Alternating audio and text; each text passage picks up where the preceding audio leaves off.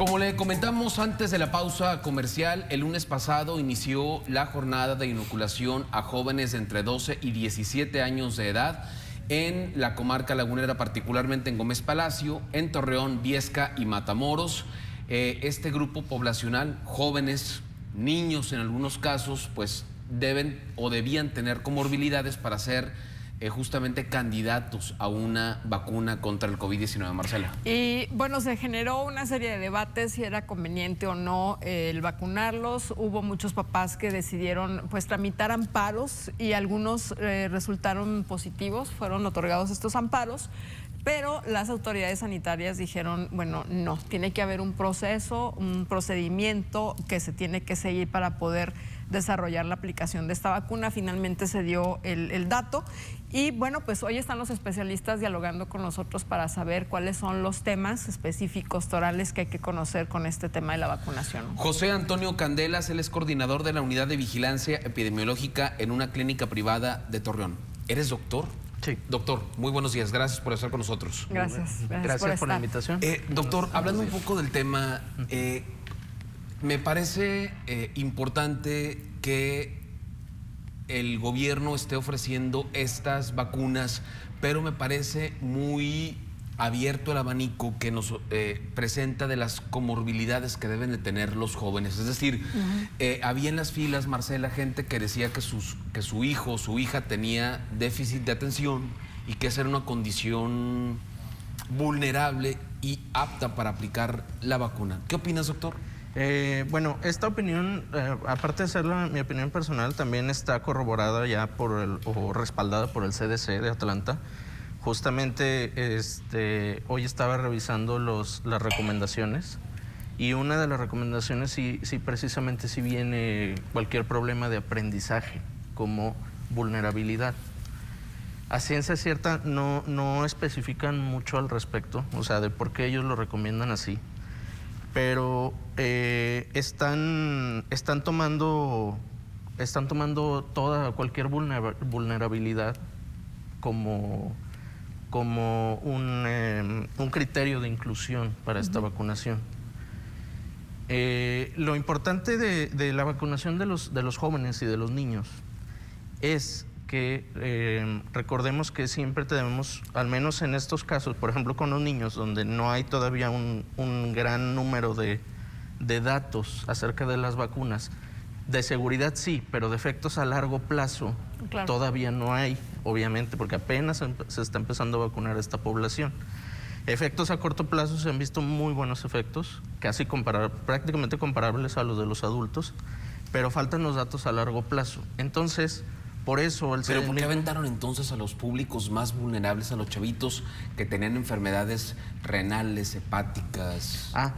Porque están emulando lo que ha pasado con los adultos. ¿Quiénes son los adultos que más han fallecido? Que más se han hospitalizado? Precisamente todos los que tienen una vulnerabilidad, diabetes, hipertensión, obesidad, etcétera, otras enfermedades, inmunodeficiencias. Entonces, están tratando de emular lo mismo que hicieron con los adultos, lo trasladan a los niños. Por eso se incluye, ahora sí que en general. Hacía una observación, una serie de especialistas en medicina y comentaban que por qué no se empezó primero por estos grupos que eran los que tenían más contacto con personas adultas mayores y que tenían pues esta movilidad, sobre todo por su forma de ser, de los pequeños, ¿no? Que es difícil que se puedan controlar en abrazar a otro, tocarse ellos mismos y demás. ¿Por qué nada más los ancianos y no los bebés, los niños? Seguimos esperando las explicaciones también nosotros como, a ver si que todos los médicos. A mí en lo personal me hubiera gustado que esta vacunación fuera, o sea, de los niños fuera al mismo tiempo que los ancianos.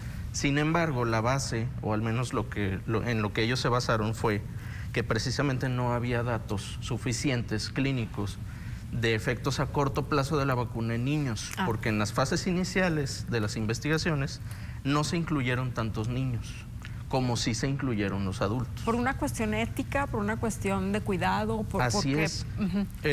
Básicamente es yo no puedo darle un medicamento a una persona sin tener al menos una serie, una base de estudios clínicos que me digan que ese medicamento es seguro.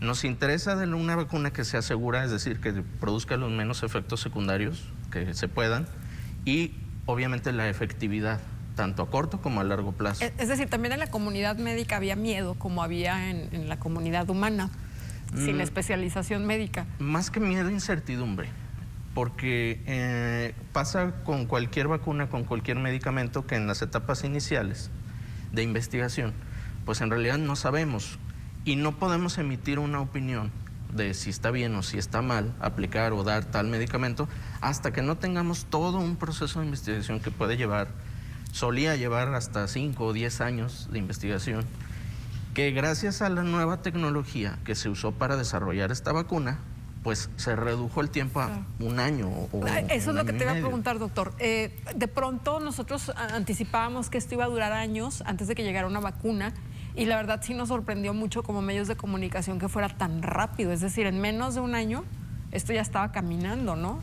Sí, incluso entre el gremio médico también hubo momentos en los que ciertos grupos de médicos, incluso especialistas, decían esto: es que no sabemos sí, que nos están poniendo. Exactamente. ¿Y cómo es posible que en un año hayan desarrollado una vacuna para una enfermedad que es totalmente nueva? Bueno, pues lo que pasa es que pues vamos avanzando también, digo, un poco más lento en cuanto a medicina respecto a otras ciencias, pero en esta situación todos los laboratorios, o la mayoría de ellos, incluso dejaron en segundo lugar medicamentos o vacunas que estaban siendo desarrolladas para enfocarse al 100% todo su personal en esta vacuna.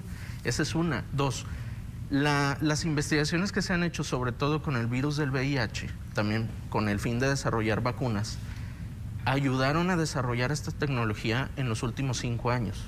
Esta tecnología con la que están haciendo la vacuna. A ver, por ejemplo, la vacuna contra la polio, ¿cuánto tiempo se llevó para de aquí a que se investigó y de aquí a que se desarrolló el protocolo y luego se aplicó? Híjole, como unos 10 años más o menos. 10 años. Yo creo que más, yo creo que la polio empezaría en 1890 y para 1940, 50. O sea, yo fue creo que unos mucho más 100 tiempo. Años, más tiempo. Sí. Más o menos. Pero a lo que voy es en lo que se erradicó completamente la enfermedad, al menos en nuestro país. En nuestro país. Pero el tema es, resulta un poco extraño que, bueno, hayas identificado el virus y que de pronto no sepas mucho acerca de este padecimiento, y que a la par se haya investigado de las secuelas y a la par se haya desarrollado la vacuna. O sea, por eso suena tan extraño, ¿no? Sí, también esa es una situación que se ha presentado con COVID, con el virus del SARS-CoV-2, que los laboratorios se enfocaron primero a tratamientos. Recordemos que al inicio pues salieron estudios miles de estudios respecto a los medicamentos. Y a final de cuentas llegó un punto en el que, bueno, no estamos como que consiguiendo un buen tratamiento eficaz. Vamos a seguir por esa línea, pero al mismo tiempo vamos a dedicarle un poco más de tiempo a lo de la vacuna, que sí desde el principio, desde los primeros estudios, fue más prometedor que los medicamentos. Entonces ahí fue donde se redirigen todos los esfuerzos hacia las vacunas. Por eso sí parece hasta increíble, pero... ¿Hay algún descubridor, algún nombre de la vacuna contra el COVID-19, doctor? Porque si nos vamos a la historia, está Luis Pasteur, está Nikola Tesla. Sí, hay gente como que se pueden atribuir la autoría. Sinceramente no sabría decirles. Yo creo que después irán apareciendo. Lo que sí Lo que sí hay es que son laboratorios, ¿no? Sería una buena beta para descubrir quién fue el que descubrió, valga la redundancia, la vacuna la para vacuna, el virus. exactamente. Sí, que ese dato no lo conocemos. Yo creo que ya después saldrá. Yo creo que ya después que disminuya la crisis, pues irán saliendo nombres, irán saliendo... No sé, pero a lo mejor yo soy demasiado negativa y pesimista, pero esto va a llegar a un fin? Probablemente un fin como decir fuera cubrebocas, todo mundo, tal vez no. Ni con esta inmunidad de rebaño que tanto mencionan ustedes, especialistas. No, bueno, es que es controversial. La inmunidad de rebaño, si bien hay grupos que la apoyan y la respaldan con ciertos artículos, también tenemos del otro lado investigaciones que pues, dicen que pues no, o sea, en realidad es casi imposible conseguir una inmunidad de rebaño. Lo importante es, bueno, otra cosa antes de eso, antes de esa opinión, es que recordemos que están saliendo nuevas variantes. Ah, ok. Entonces, hasta el momento no tenemos un sistema que nos vaya prediciendo cómo van a, de dónde o cómo van a salir las nuevas variantes. Que cobra mucho sentido lo que dice el doctor Marcela, porque conocí el caso de una comunidad que queda cerca de Parras de la Fuente, no recuerdo exactamente cómo es el nombre, pero hay alrededor de 20 familias en ese lugar. Ellos toman agua de un abrevadero donde toman agua los caballos y los... Sí.